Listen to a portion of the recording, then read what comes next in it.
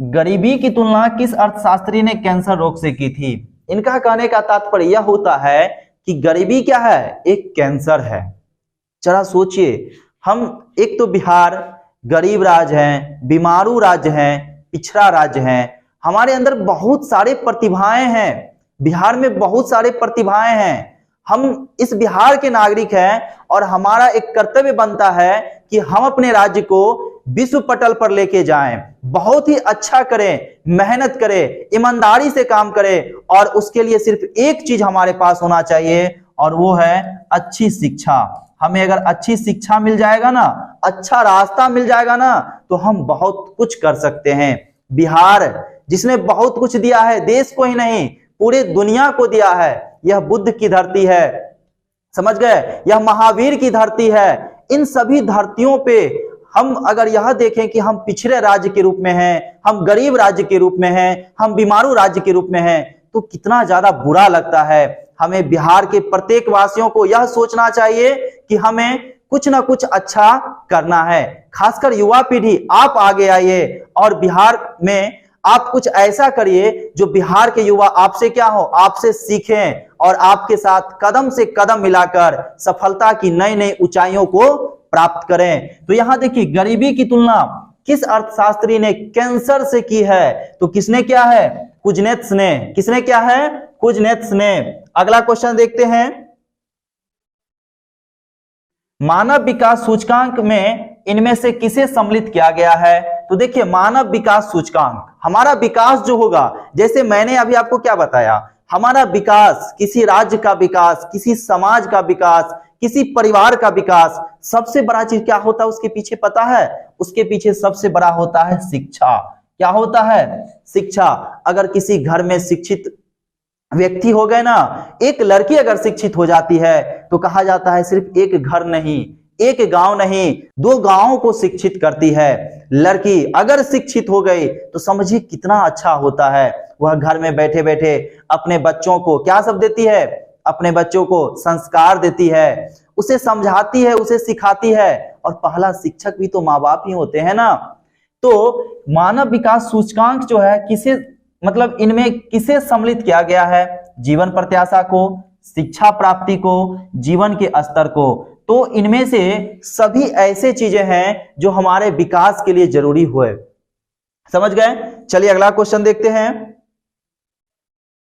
भारत में आर्थिक नियोजन का काम कौन सी संस्था करती है? तो देखिए, आर्थिक नियोजन अगर बनाने के बारे में आपसे पूछा जाए तो नियोजन जो बनाता है, मतलब योजना बनाने का काम कौन करती है? नीति आयोग। नीति आयोग से पहले कौन करते थे? योजना आयोग। अब योजना आयोग जो कर रही है, तो योजना आयोग का गठन बहुत ही महत्वपूर्ण है। इसका गठन कब होता है? 15 मार्च 1950। कब होता है? 15 मार्च 1950। नीति आयोग 1 जनवरी 2015। इसी को परिवर्तित करके क्या कर दिया गया है? नीति आयोग बना दिया गया है।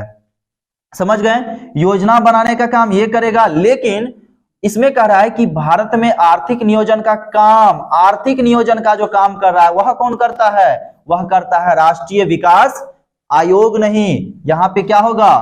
परिषद हो जाएगा। क्या हो जाएगा? परिषद। तो राष्ट्रीय विकास परिषद जो है इसका काम करता है। चलिए अगला क्वेश्चन देखते हैं, poverty and un-British rule in India नामक पुस्तक जो है किसने लिखा है? तो यह लिखे हैं दादा भाई नौरोजी ने लिखे हैं। अगले क्वेश्चन की ओर बढ़ते हैं। देखिए, हम लोग अब देखते देखते कहां पहुंच गए हैं? 45 नंबर पे पहुंच गए हैं।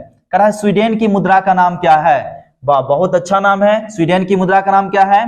कोरोना है। अगर इसे आप वैसे वैसे पढ़िएगा ना तो कोरोना नहीं पढ़ लीजिएगा, जो कोरोना 2-3 साल से परेशान कर रहा है। क्या है? कोरोना है। समझ गए? अगला क्वेश्चन आते हैं। देखिए, कह रहा है निम्नलिखित में कौन भारत का सर्वोच्च बैंकिंग संस्थान है? स्टेट बैंक ऑफ इंडिया, मतलब एसबीआई हो गया, central bank of India, NABARD या भारतीय रिजर्व बैंक। तो ये जो है भारत की जो है ना सर्वोच्च बैंकिंग संस्थान है। कौन सी? आरबीआई, यानी भारतीय रिजर्व बैंक। देखिए अगला क्वेश्चन बच्चों, मानव के सर्वांगीण विकास एवं सामाजिक आर्थिक विकास के लिए सबसे महत्वपूर्ण तत्व क्या है? हमारा विकास किससे होगा? पूंजी से, पैसा से हो जाएगा विकास? कभी विकास पैसा से नहीं होगा। पैसा दे देगा, उसको खर्च करने का हमें आएगा ही नहीं, तो कैसे हम विकास कर लेंगे बताइए? धन से एक ही चीज है, जनसंख्या से, जनसंख्या बढ़ा लेने से विकास हो जाएगा? कहियो विकास नहीं होगा।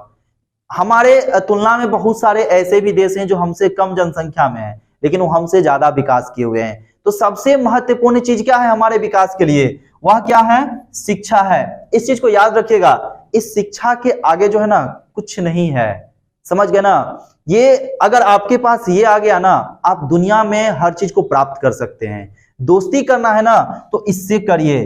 किससे? इससे करिए। इक्स करना है ना तो भी आप इसी से करिए। ये कभी आपको धोखा नहीं दे सकता है, समझ गए ना? ये धोखेबाज नहीं हो सकता है। चलिए अगला क्वेश्चन देखते हैं।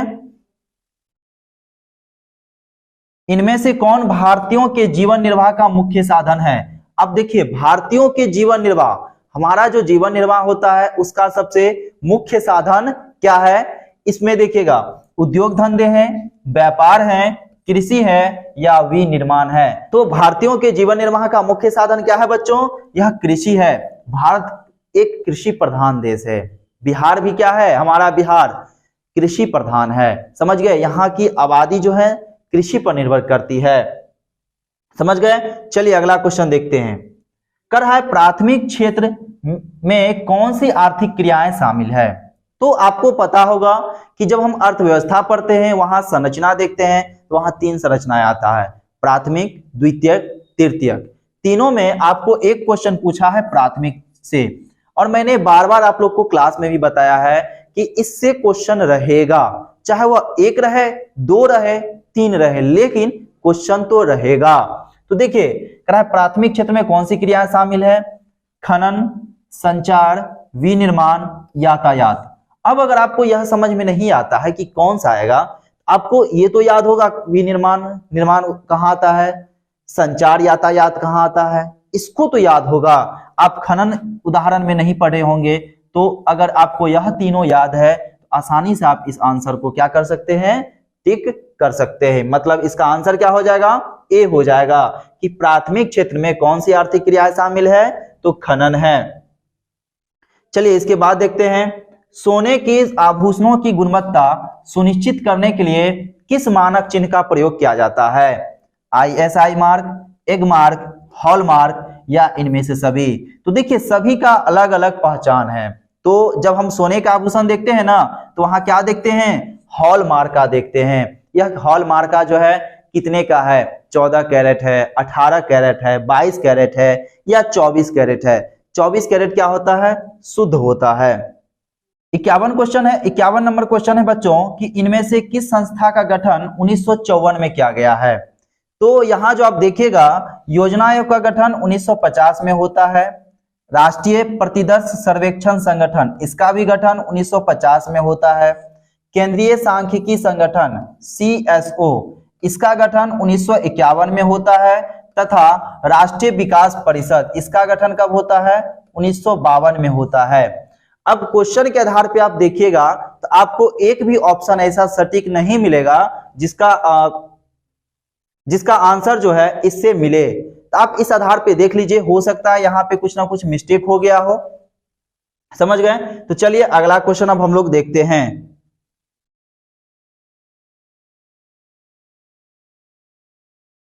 मौसमी बेरोजगारी पाई जाती है किसमें? सेवा क्षेत्र में, कृषि क्षेत्र में, औद्योगिक क्षेत्र में या इनमें से कोई नहीं? तो किसमें पाया जाएगा?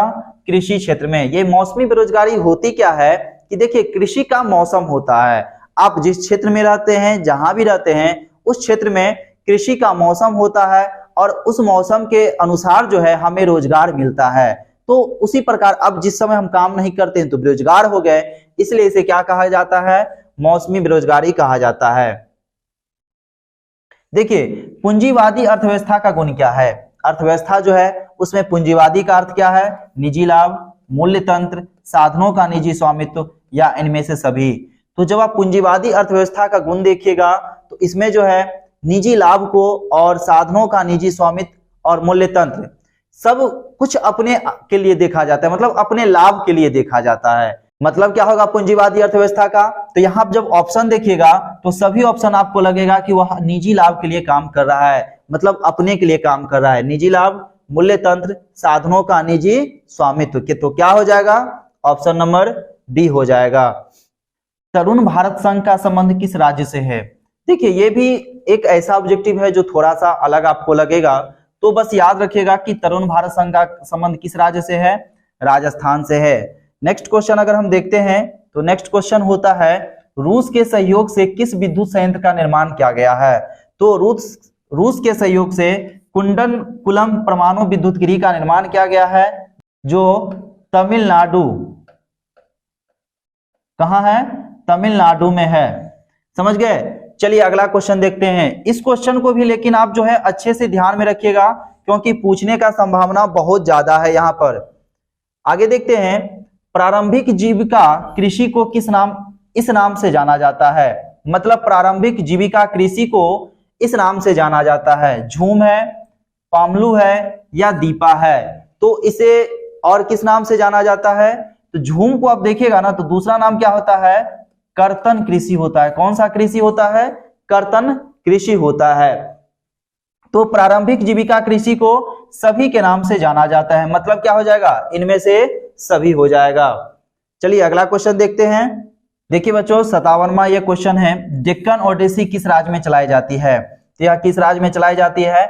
महाराष्ट्र में। एक रेल का नाम है, प्लेस वन व्हील्स रेल आता है ना, उसी का नाम है, और ये कहाँ है? महाराष्ट्र में चलाई जाती है।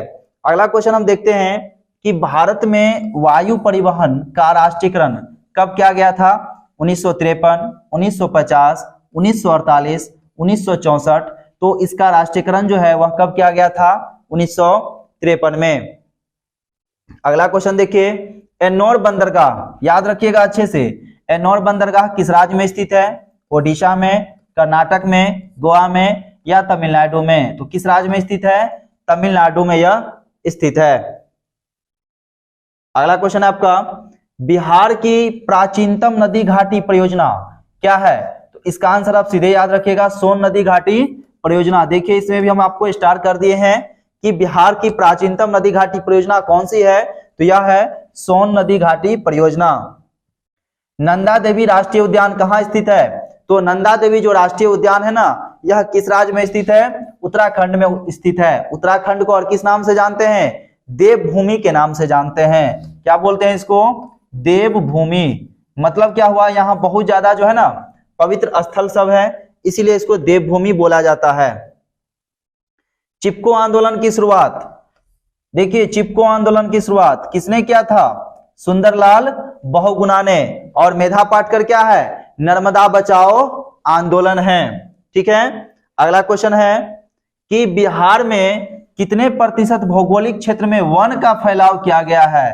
तो जहां भी आप देखिएगा सेवन के आसपास, उसको आप टिक कर लीजिएगा। मतलब 7% के आसपास जो है बिहार में भौगोलिक क्षेत्र का क्या है? फैलाव है। देखिए बच्चों अगला क्वेश्चन है, इनमें से कौन कार्बनिक खनिज नहीं है? कार्बनिक खनिज क्या हो गया? जिसमें कार्बन की मात्रा नहीं होनी चाहिए। तो यहाँ जो आपको दिख रहा है ना, इस सभी ऑप्शन में क्या है? कार्बन की मात्रा है। और लास्ट ऑप्शन जो दिया गया है ना, इसमें दिया गया है इनमें से सभी। तो अगर इसमें आपको यह आ जाए इनमें से कोई नहीं, इनमें से कोई नहीं, तो यही आपका क्या हो जाएगा? आंसर हो जाएगा। ठीक है। अन्यथा इस क्वेश्चन में जो है इसका आंसर जो है सटीक नहीं निकलेगा। समझ गए? तो अगला क्वेश्चन चलिए देखते हैं। क्वेश्चन, सीमेंट उद्योग का कच्चा माल कौन होता है? तो अच्छे से याद रखिएगा, चूना पत्थर। और इस क्वेश्चन को कभी कभी आपको उल्टा करके भी दे देगा कि चूना पत्थर जो है किस उद्योग का कच्चा माल होता है? तो किसका होता है? सीमेंट उद्योग का होता है। समझ गए? चलिए अगला क्वेश्चन देखते हैं। भारत का पहला तेल शोधक कारखाना कहाँ है? तो यह किस क्षेत्र में है? डिगबोई में है। डिगबोई कहाँ है? असम के क्षेत्र में है। कहाँ है? असम के क्षेत्र में है। अगला क्वेश्चन देखते हैं, बंबई हाई, बहुत ही अच्छा मजेदार क्वेश्चन है कि बंबई हाई प्रसिद्ध है किसके लिए? तो तेल शोधन कारखाना जो है ना, मतलब तेल शोधन हेतु बंबई हाई जो है यह प्रसिद्ध है।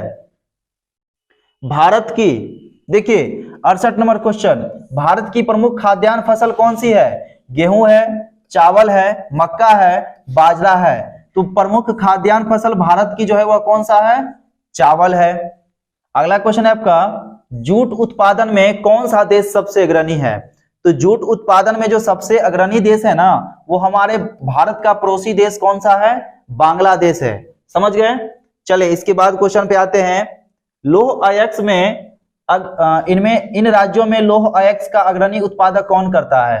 ओडिशा, छत्तीसगढ़, कर्नाटक या झारखंड? तो इसमें एक डाउट है, यहां भी क्या डाउट है, जब आप बुक में देखिएगा तो उस बुक के अकॉर्डिंग जो पीछे मतलब बहुत दिनों से अपडेट नहीं हुआ है, उस बुक के अकॉर्डिंग अगर आप देखिएगा तो आपको क्या करना है? कर्नाटक देना है। कौन सा देना है? कर्नाटक। लेकिन वर्तमान परिप्रेक्ष्य में देखिएगा तो इसका आंसर क्या होगा? झारखंड होगा। आप दोनों को ध्यान में रखिएगा। समझ गए?